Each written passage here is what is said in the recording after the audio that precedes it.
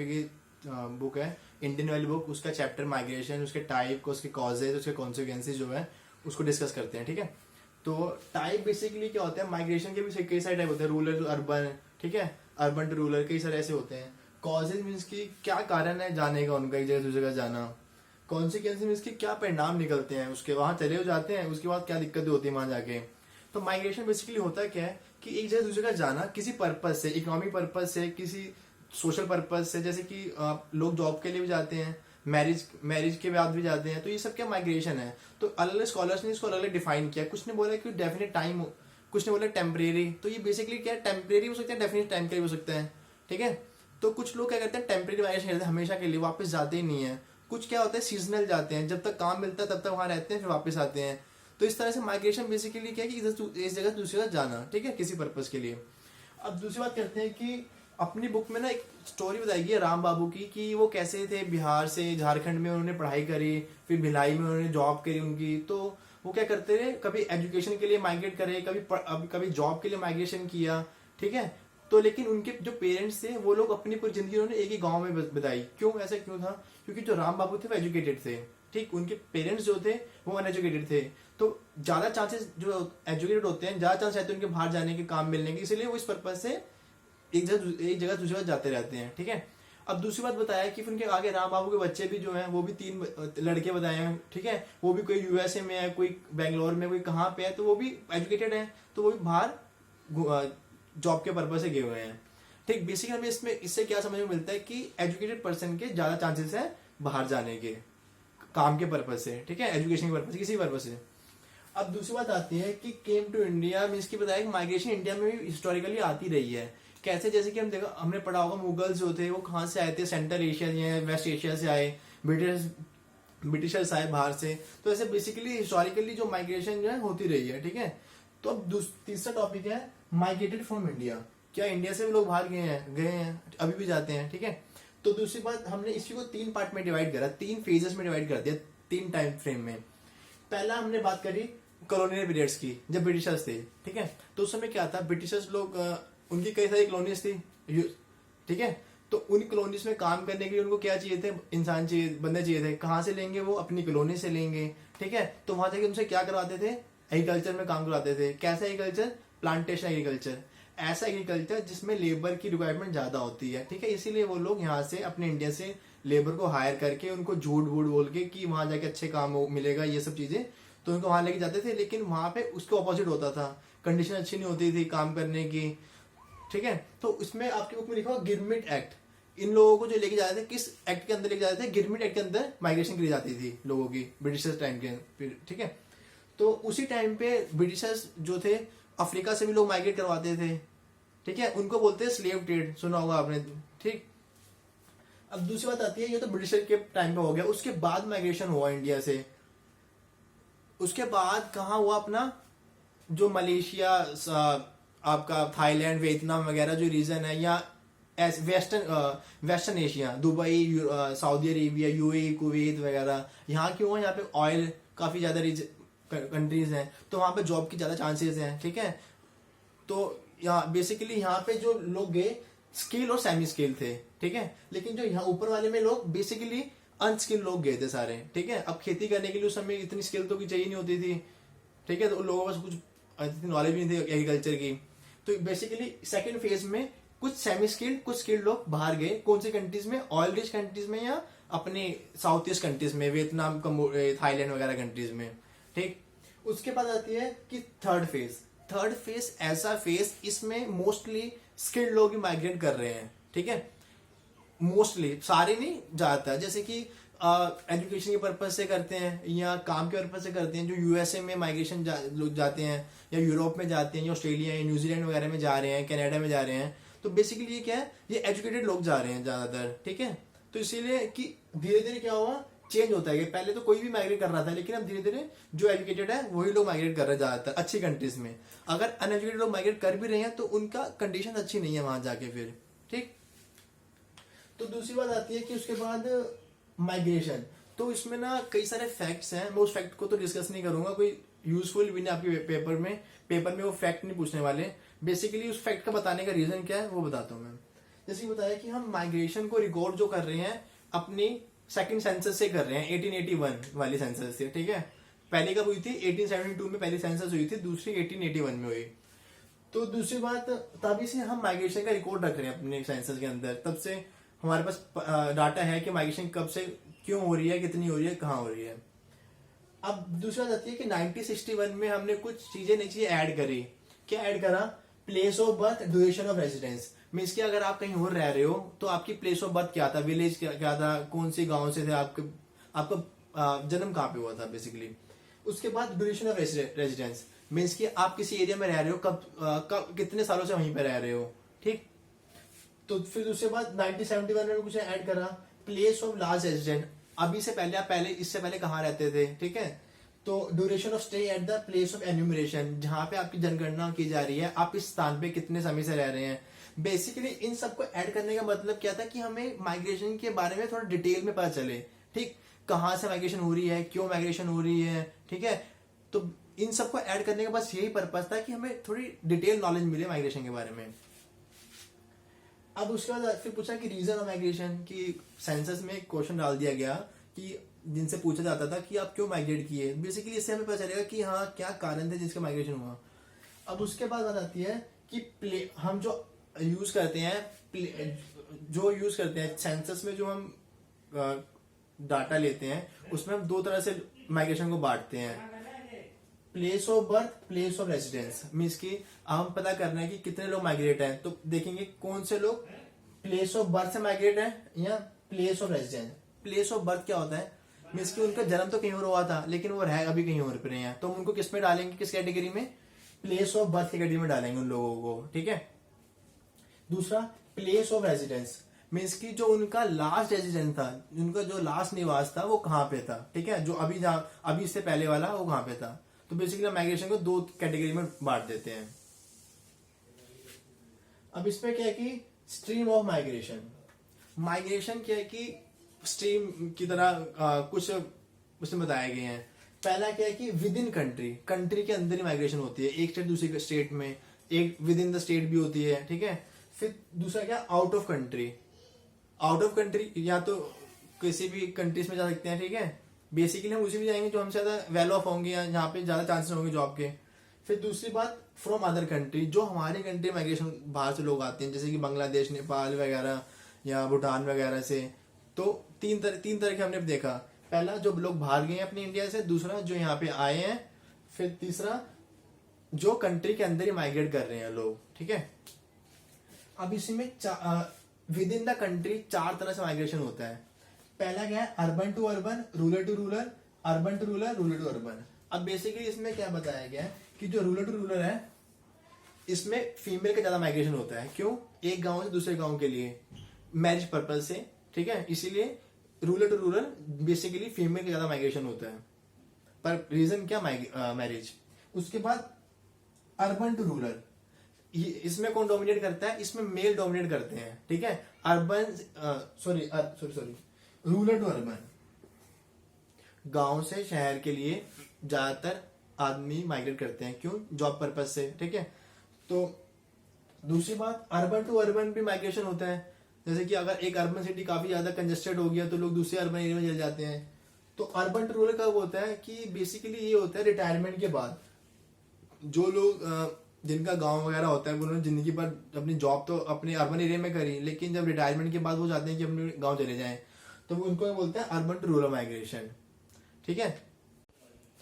Stream of migration में एक term है इंटर स्टेट माइग्रेशन और इंट्रा स्टेट माइग्रेशन। इसको समझते हैं क्या डिफरेंस होता है इसके बीच में, ठीक है। इंटर स्टेट माइग्रेशन मीन्स के दो स्टेट के बीच में माइग्रेशन, जैसे कि यूपी से बिहार, यूपी से दिल्ली, या यूपी से मध्य प्रदेश, या यूपी से महाराष्ट्र, ये हो गया इंटर स्टेट। अब इंट्रा स्टेट क्या होता है? विद इन स्टेट, जैसे यूपी की एक डिस्ट्रिक्ट से दूसरी डिस्ट्रिक्ट जाना, पंजाब की एक डिस्ट्रिक्ट दूसरी डिस्ट्रिक्ट जाना, उसी स्टेट के अंदर आप माइग्रेट कर रहे हो, ठीक है। तो उसी के रिगार्डिंग अपनी बुक में 2.1 में बार ग्राफ बनाए गए हैं, ठीक है। उसमें यही दिखाया गया है कि जो इंट्रा स्टेट माइग्रेशन है, विद इन द स्टेट जो माइग्रेशन है, वो रूरल टू रूरल फीमेल की ज्यादा है। क्यों? क्योंकि मैरिज पर्पज से, ठीक है। लेकिन उसके ऑपोजिट इंटर स्टेट, जैसे कि यूपी से महाराष्ट्र, वो किसकी ज्यादा है, urban to rural to urban male की। तो इससे पता क्या चलता है कि बेसिकली फीमेल जो है शॉर्ट डिस्टेंस का माइग्रेशन करती है और मेल जो है लॉन्ग डिस्टेंस की माइग्रेशन कर रहे हैं, ठीक है। अब उसके बाद आगे बात आती है special variation of migration. Means कि कुछ स्टेट्स हैं जहां से माइग्रेशन आ रही है, कुछ स्टेट है जहां पे माइग्रेशन जा रही है। अब कौन सी स्टेट में लोग आ रहे हैं, कौन सी में जा रहे हैं। अब बात करते हैं जैसे पंजाब, हरियाणा, दिल्ली, गुजरात, महाराष्ट्र, ये बेसिकली किस लिए जानी जाती हैं, इंडस्ट्रीज, एग्रीकल्चर के पर्पज से। तो यहाँ के ज्यादा डेवलपमेंट है इस पंजाब हरियाणा, यहाँ पे बेसिकली किस लिए जानी जाती है, एग्रीकल्चर के पर्पज से। तो यहाँ पे माइग्रेशन कहाँ से आ रही है, यूपी, बिहार या आपके झारखंड, छत्तीसगढ़, उड़ीसा से लोग माइग्रेट कर रहे हैं पंजाब हरियाणा में। क्यों, एग्रीकल्चर के लिए, ठीक है, उनको वहां पे लेबर के काम मिलते हैं। उसके बाद महाराष्ट्र, गुजरात किस लिए फेमस है, इंडस्ट्रीज के लिए, टेक्सटाइल इंडस्ट्रीज, पेट्रोकेमिकल इंडस्ट्रीज या रिफाइनरीज वगैरह। तो वो लोग माइग्रेट यहाँ पे करते हैं गुजरात, महाराष्ट्र में, इस कारण से। बेसिकली हमें क्या पता चला, कुछ स्टेट तो माइग्रेशन ले रही है, कुछ से आ रहे हैं, ठीक है। अब बात आती है कॉजेज ऑफ माइग्रेशन, क्या कारण है माइग्रेशन करने के। जैसे कि दूसरी बुक में बता रहा है कि push and pull factor. Push factor जो आपको धक्का देते हैं कि जाओ, कहाँ जाओ, अर्बन एरिया में, ऐसी एरिया में जहाँ पे अपॉर्चुनिटीज हो, ठीक है। और पुल फैक्टर जो आपको तरफ खींचते हैं, जैसे सिटीज में एजुकेशन है या हेल्थ है या जॉब अपॉर्चुनिटीज है, वो क्या कर रही है, अट्रैक्ट कर रही है किन लोगों को, जो रूरल एरियाज में है। वो लोग इससे इन्फ्लुएंस होते हैं कि हाँ वहां जाएंगे तो हमें भी हमारा क्वालिटी ऑफ लाइफ बढ़ जाएगा। अब दूसरी बात आती है कि पुश फैक्टर में इकोनॉमिक फैक्टर, कि वहाँ जॉब नहीं है, ठीक, वहां पे इसलिए लोग माइग्रेट करते हैं। दूसरी बात इंफ्रास्ट्रक्चर, वहाँ एजुकेशन का इंफ्रास्ट्रक्चर नहीं है, हेल्थ का इंफ्रास्ट्रक्चर नहीं है, ठीक, रोड्स नहीं है, तो इसलिए लोग इसलिए माइग्रेशन करते हैं। दूसरा डिजास्टर, सुनामी आ गई या कोई अर्थक्वेक आ गया या फ्लड आ गया, इस वजह से लोग माइग्रेट करते हैं, ठीक। अब पुल फैक्टर क्या होंगे, इसके ऑपोजिट जॉब की अपॉर्चुनिटीज हैं, इंफ्रास्ट्रक्चर है, अच्छे स्कूल हैं, अच्छे हॉस्पिटल्स हैं, तो ये क्या हो गया, ये चीजें अट्रैक्ट कर रही हैं उनको, ठीक। पॉलिटिकल स्टेबिलिटी मीन्स कि वहां पे ज्यादा लड़ाई झगड़े नहीं है, तो इसलिए भी लोग वहां जाना पसंद करते हैं। अब इसी में बताया गया 2.2 जो पाई बना रखा है, उसमें बता रखा है कि बेसिकली जो फीमेल का माइग्रेशन है उसका पर्पस क्या है, मैरिज पर्पस, ठीक। लेकिन उसी का अपोजिट दिखा रखा है कि जो मोस्टली मेल माइग्रेशन करते हैं वो किस पर्पज से करते हैं, जॉब के पर्पज से, ठीक। तो इससे हमें ये पता चलता है कि फीमेल का माइग्रेशन हो रहा है मैरिज के कारण और मेल माइग्रेशन कर रहे हैं अपनी जॉब के कारण। सबसे इंपॉर्टेंट है ये एग्जाम में भी आता है, कॉन्सिक्वेंसेस ऑफ माइग्रेशन, कि क्या परिणाम निकलते हैं, माइग्रेशन हो तो गया, अब उसके बाद क्या आउटकम्स हैं, कुछ पॉजिटिव हैं, कुछ नेगेटिव हैं, ठीक है। पहला देखते हैं इकोनॉमिक, क्या आर्थिक क्या उसके परिणाम पड़ते हैं। पहले बात करते हैं पॉजिटिव की। रेमिटेंस क्या होती है कि वो मीन्स की जो लोग बाहर काम करने जाते हैं वो अपने घर पैसा भेजते हैं, उसे इंग्लिश में रेमिटेंस बोलते हैं, ठीक है। तो क्या होता है, इससे अपनी कंट्री में फॉरेन करेंसी भी आती है, जो लोग बाहर गए हुए हैं, कुछ इंटरनल से ही भेजते हैं, तो वो तो इंडियन रुपीज में भेजेंगे, जो लोग बाहर गए हैं वो फॉरेन करेंसी में भेजेंगे, ठीक। तो दो जगह से पैसा आता है, किन स्टेट में आएगा, जहां से लोग बाहर गए हैं। पर लेकिन ज्यादा पैसा कहाँ से आता है, जो फॉरेन कंट्रीज में, उनकी इनकम ज्यादा अच्छी है एज कम्पेयर टू इंडियन, ठीक है। लेकिन दोनों का रोल इंपॉर्टेंट है पैसे मतलब भेजने में अपने होम स्टेट में। अब दूसरी बात, ये तो पॉजिटिव हो गया, ठीक। इससे उनके जो होम स्टेट है उसको पैसे मिल रहे हैं, उसके लोग कमा के पैसे भेज रहे हैं। लेकिन उसका नेगेटिव क्या है, नेगेटिव क्या है कि ओवर क्राउडिंग, ट्रैफिक, स्लम, ये सब क्या है, इसका नेगेटिव इम्पैक्ट है माइग्रेशन का, ठीक। इसीलिए सिटीज में क्या हो रहा है कि ज्यादा भीड़ भाड़ है या ट्रैफिक है या झुग्गी झोपड़ी बन रही है, ये इसके नेगेटिव कॉन्सिक्वेंसेज हो गए। दूसरा जाते हैं डेमोग्राफिक, मीन्स की इसमें बात होती है पॉपुलेशन की। क्या हो रहा है कि कुछ एज स्पेसिफिक लोग माइग्रेट करते हैं, जो यंग होगा वो माइग्रेट करेगा। अब इससे होगा क्या कि जो रूरल एरियाज में है यंग बचेंगे ही नहीं, तो एग्रीकल्चर कौन करेगा, ठीक। तो ये भी क्या एक नेगेटिव इम्पैक्ट है इसका। सेकंड थिंग, इससे क्या नेगेटिव इम्पैक्ट क्या होगा, सेक्स रेशियो बिगड़ जाएगा। ये क्या, इससे क्या होगा कि मेल जो है ज्यादातर रूरल अर्बन एरिया में हो जाएंगे और फीमेल क्या होंगी, रूरल एरिया में आ जाएंगी। तो इससे क्या होगा, सेक्स रेशियो हमारा डिस्टर्ब हो जाएगा। दूसरी बात है सोशल कॉन्सिक्वेंसेस, ये काफी इंपॉर्टेंट है। अब इसमें कुछ पॉजिटिव है, कुछ नेगेटिव है। पहले पॉजिटिव की बात करते हैं। पॉजिटिव क्या है कि लोग यहाँ पे आके उनकी थिंकिंग या सोचने का जो दायरा बढ़ जाएगा। क्यों, क्योंकि अर्बन एरिया में मोस्टली लोग ज्यादा एजुकेटेड है, वेल ऑफ है, तो उनको देख देख के वो लोग भी थोड़ा सीखेंगे। दूसरी बात उनका गर्ल्स एजुकेशन, कि गांव में भले लड़कियों को ना पढ़ाते हो लेकिन वो शहर में आके वो लड़कियों को भी पढ़ाएंगे। दूसरा फैमिली प्लानिंग, जैसे कि अगर गांव में भले कोई बात ना करता हो फैमिली प्लानिंग की या कुछ ऐसी बातें, तो लेकिन पर अर्बन एरिया में आके उनको ये भी करना पड़ेगा, क्योंकि अपने उनके साथ वाले लोग ये करेंगे। दूसरी बात इंटरमिक्सिंग ऑफ कल्चर मीन्स कि जैसे कि दूसरी भाषा, जो आप वहां जाओगे आप उनकी भाषा सीखोगे, वो कुछ आपकी भाषा सीखेंगे, तो इससे क्या होगा, एक दूसरे के रिलीजन कल्चर या फेस्टिवल्स को दोनों समझेंगे, उससे उसको साथ में सेलिब्रेट करेंगे। ये पॉजिटिव है सर चीजें, ठीक। अब दूसरी बात इसके नेगेटिव क्या है कि सोशल वैक्यूम और एनोनिमिटी मीन्स कि क्या होता है कि अर्बन एरियाज में प्रॉब्लम्स क्या है कि ना लोग एक दूसरे को पहचानते नहीं है कई जगह पे। जैसे हम लोग खुद देखते हैं कि जो फ्लैट्स वगैरह सिस्टम है तो उसमें इससे नहीं पता कि मेरे नीचे कौन रह रहा है, मेरे ऊपर कौन रह रहा है। तो एक तरह से क्या होता है कि लोग अपने आप को फिर डिप्रेस फील करते हैं कि ज्यादा सोशल गैदरिंग नहीं होती, तो इसलिए इसका नेगेटिव भी है कि ज्यादा लोग पढ़ लिख जाते हैं तो ज्यादा सेल्फ सेंट्रिक हो जाते हैं, अपने ईगो आ जाती है या जो भी इसे कह लो। तो इसलिए क्या होता है कि लोगों में थोड़ा डिप्रेशन आना शुरू हो जाता है। उसके बाद इससे फिर क्या होगा, डिप्रेशन को दूर करने के लिए क्या करोगे, ड्रग लेंगे या कुछ ऐसे उल्टे सीधे काम करेंगे। तो यही नेगेटिव है इसके अर्बनाइजेशन, इसके माइग्रेशन के। अब इसके बाद ये सब हो गया, इसके बाद आएगा इकोनॉमिक इन्वायरमेंटल कॉन्सिक्वेंसेज और अदर कॉन्सिक्वेंसेज। अब बात करते हैं इन्वायरमेंटल कॉन्सिक्वेंसेज और अदर कॉन्सिक्वेंसेज क्या है, ठीक है, क्या परिणाम है। इन्वायरमेंट के क्या उसके ऊपर इम्पैक्ट पड़ता है, बेसिकली नेगेटिव इम्पैक्ट ही पड़ेगा, ठीक है। ज्यादा लोग अगर एक एरिया में आ जाएंगे क्या होगा, प्रेशर ऑन रिसोर्स बढ़ जाएगा। जगह जमीन तो उतनी है, खाने वाले ज्यादा हो गए तो क्या होगा, ज्यादा प्रेशर पड़ेगा लैंड पे। फिर क्या होगा, इंफ्रास्ट्रक्चर, रोड तो उतने ही है, ज्यादा गाड़ियां आ जाएंगी, ज्यादा लोग व्हीकल्स आ जाएंगे तो क्या होगा, कंजेशन हो जाएगी, भीड़ भाड़ होनी शुरू हो जाएगी। अनप्लान ग्रोथ होगा क्या कि लोगों को घर बनाना है, अब उनको जॉब तो मिल गई सिटी में, अब उनको घर भी चाहिए, तो क्या होगा, कहीं पे भी अपने घर बनाना शुरू कर देंगे। उससे क्या होगा, जो सिटी के सराउंडिंग में जो पहले ट्रीज वगैरह थे उसको काटने शुरू करेंगे, ठीक। इससे क्या होता है, इन्वायरमेंट इफेक्ट होगा अपना नेगेटिवली। दूसरा ग्राउंड वाटर, अब पानी भी चाहिए, तो जैसे हम देखते हैं कि पहले एक घर पे एक लोग रहते थे, अब क्या वहीं पे 4 फ्लोर बन गए, तो उतना उनको पानी भी कंज्यूम करेंगे, तो क्या होगा, उससे ग्राउंड वाटर का जो लेवल है डिक्रीज हो जाएगा। क्योंकि क्या, जैसे जैसे शहर बनेंगे, मिट्टी वाला सरफेस हो गया, अर्बन एरिया में क्या कॉन्क्रीट है, मीन्स की पर वो जिसमें पानी नीचे रिसाव तो होगा नहीं, पानी का पर्कुलेशन तो होगा नहीं। अब उससे क्या होगा, पानी नीचे तो जा नहीं रहा, लेकिन हम पानी निकालते जा रहे हैं ऊपर, तो क्या होगा, ग्राउंड वाटर का लेवल डिक्रीज हो जाएगा। दूसरी बात सॉलिड वेस्ट, अब जो लोग कुछ खाएंगे पिएंगे भी, उनको कहाँ जो वो फेंकेंगे, उनको कैसे मैनेजमेंट करें। जैसे दिल्ली में बहुत बड़ी प्रॉब्लम है इसी चीज की।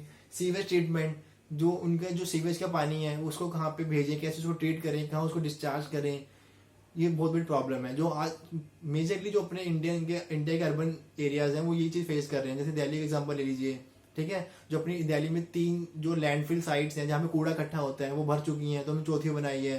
अब ये दिक्कत है, ये वाली सारी चीजें, ठीक है। तो उसके बाद अदर कॉन्सिक्वेंसेज, क्या अदर क्या परिणाम निकलते हैं। दूसरा क्या है, प्रेशर ऑन वुमन। अब होता क्या है कि आदमी तो शहर में आ गया, लेकिन जो उसकी वाइफ है जो वहां रहेगी गांव में, तो उसके ऊपर क्या है, ज्यादा प्रेशर पड़ जाते हैं, बच्चों को देखना, घर बार देखना, तो उसके ऊपर सारा मेंटली प्रेशर उसके पड़ जाता है उसके ऊपर, ठीक है। तो ये बुरी चीज है। दूसरा क्या है, अगर फीमेल माइग्रेट कर भी जाती है अर्बन एरिया में जॉब के लिए या एजुकेशन के लिए, तो क्या है, उसको इनसिक्योरिटी रहती है। जैसे कि हमें पता है कि क्राइम रेट वगैरह काफी ज्यादा है वुमेन के, तो इसलिए वुमेन्स को क्या रहती है, अनसिक्योरिटी रहती है। इसीलिए ये भी इसके एक डीमेरिट है इसका, अर्बनाइजेशन का। अब दूसरी बात क्या कि इसमें बताया कि सोर्स रीजन, ऐसा रीजन जहां से माइग्रेशन हो रही है, यूपी बिहार वाला जैसे कि। अब इसमें क्या हो रहा है कि लोगों को काम तो मिल रहा है, पर लेकिन ये एरिया पहले भी अनडेवलप थे, अभी भी अनडेवलप है और आगे भी अनडेवलप रहेंगे। क्यों? क्योंकि लोग वहां आके काम नहीं कर रहे हैं या वहां पे फैक्ट्रीज नहीं आ रही, वहां से लोग बाहर जा रहे हैं। तो इससे क्या हो रहा है कि उस एरिया का डेवलप, सोर्स रीजन का डेवलपमेंट नहीं हो रहा। भले पैसे लोग भेज रहे हैं वहां से, पर लेकिन वो अभी बैकवर्ड रह रहे हैं। तो गवर्नमेंट को कुछ ऐसा करना चाहिए कि उस एरिया का डेवलपमेंट हो। इसी के साथ ये चैप्टर खत्म होता है, ठीक है।